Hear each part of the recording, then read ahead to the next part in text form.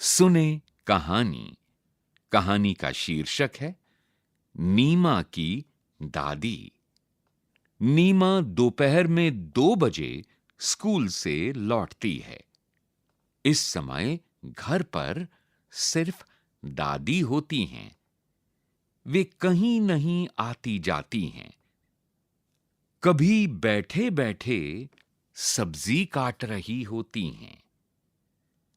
उनके घुटनों में दर्द रहता है, इसलिए कभी वे अपने घुटनों में तेल मल रही होती हैं।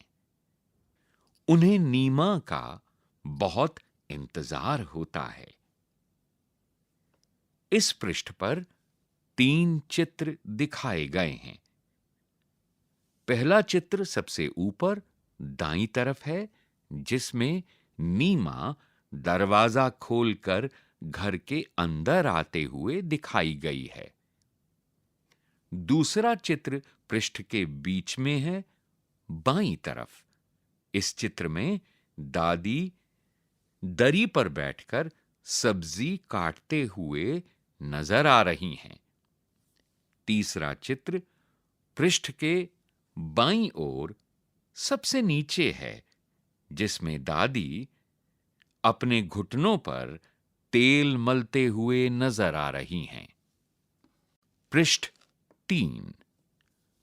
नीमा रोज खाना खाते खाते स्कूल की बातें सुनाती है। दादी भी उससे खूब बातें करती हैं। शाम को नीमा खेलने जाती है।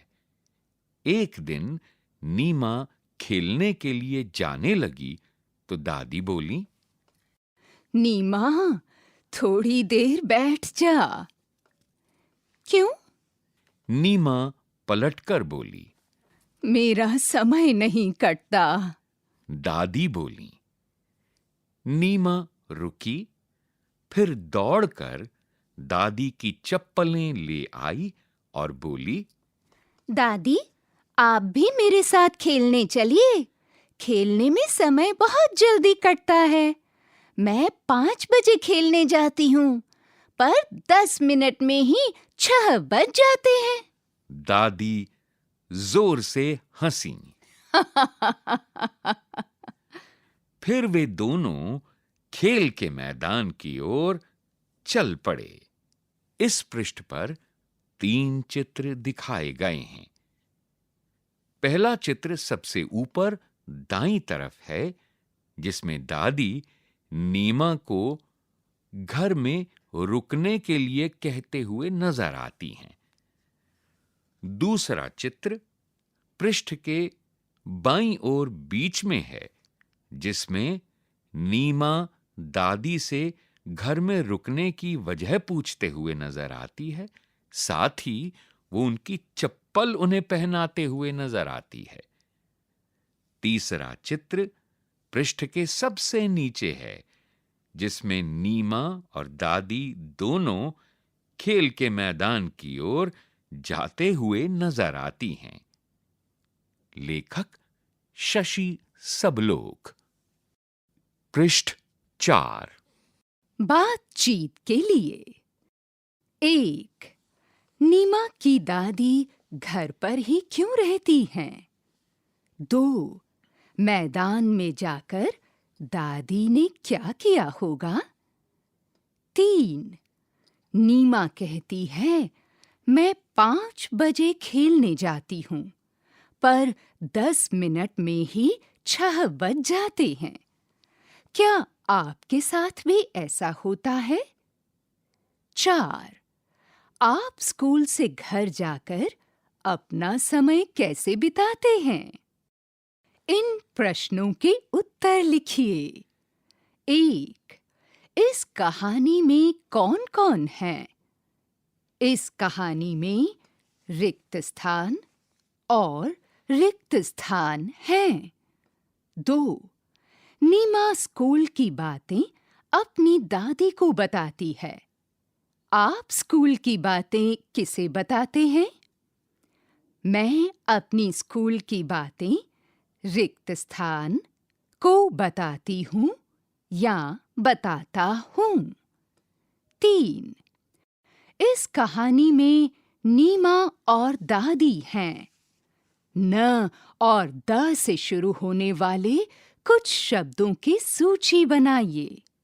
बाईं ओर न वाले शब्द शीर्षक के नीचे रिक्त स्थान दिए गए हैं, जहां पर आपने न से शुरू होने वाले शब्द लिखने हैं, और दाईं ओर द वाले शब्द शीर्षक के नीचे भी रिक्त स्थान है, जहां आपने द से शुरू होने वाले शब्द लिखने हैं। शिक्षण संकेत। बच्चे दी, दे, दो, नी, ने आदि से शुरू होने वाले अपनी भाषा के शब्द भी बता सकते हैं। उन्हें स्वीकार कीजिए और बोर्ड पर लिखिए। पृष्ठ 5। शब्दों का खेल। 1. यहाँ कुछ वर्ण और कुछ मात्राएं दी गई हैं। इन्हें जोड़कर अपने शब्द बनाइए और अपनी कॉपी में लिखिए। इस चित्र में कई वस्तुएं दिखाई गई हैं, जैसे ताला, पत्ता, चरखा, चाबी, नृत्यांगना, बस, झोपड़ी और इमारत।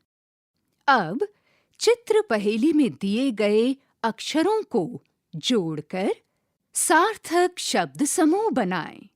अक्षर हैं ल, ज, ब, प, आ की मात्रा और आ, र, म, स, घ, छोटी ई की मात्रा ई, त, ख, च, न, बड़ी ई की मात्रा और ई। 2. कुछ अक्षर छूट गए हैं, उन्हें लिखिए। बच्चों, यहाँ पर रेलगाड़ी के डिब्बों से आपको यहाँ पर दी गई रेलगाड़ी के डिब्बों में रिक्त स्थान हैं। आपको उन रिक्त स्थानों में छूटे हुए अक्षर भरने हैं। रेलगाड़ी के पहले डिब्बे में अ लिखा है, फिर दूसरा, तीसरा और चौथा डिब्बा खाली है, जिसमें आपको छूटे हुए अक्षर भरने हैं।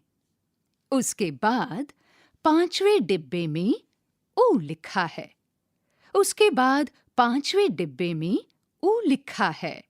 फिर छठा और 7वां डिब्बा खाली है। 8वें डिब्बे में ए लिखा है, जिसके बाद 9वें, 10वें और 11वें डिब्बे में आपको छूटे हुए अक्षरों को भरना है। शब्दों का खेल। 1. यह कार्य बच्चों को छोटे समूह में मिलकर करने को कहिए। इसी तरह से सभी वर्णों और मात्राओं की पहेलियां बच्चों को नियमित रूप से करने के लिए दीजिए। पृष्ठ संख्या 5। 3. कहानी में इंतजार शब्द आया है।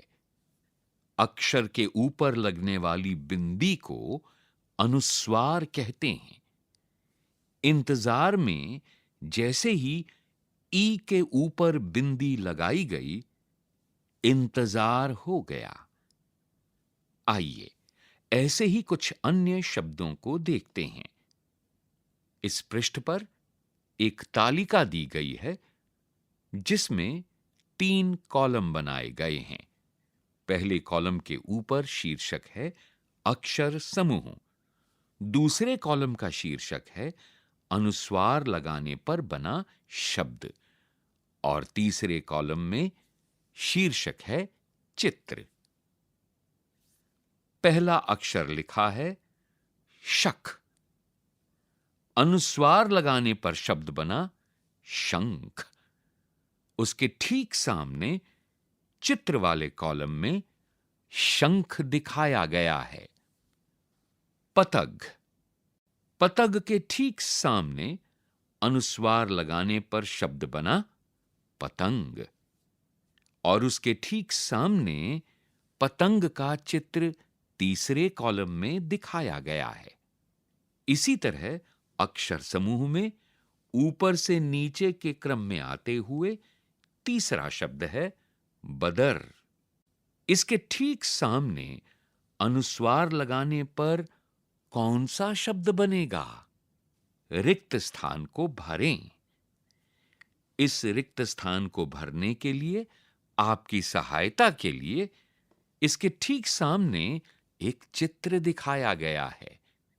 आप यदि इस चित्र को देखकर समझ गए हैं तो रिक्त स्थान को भरें। इसी तरह अक्षर समूह में चौथा शब्द है मदिर। इसके ठीक सामने अनुस्वार लगाने पर कौन सा शब्द बनेगा?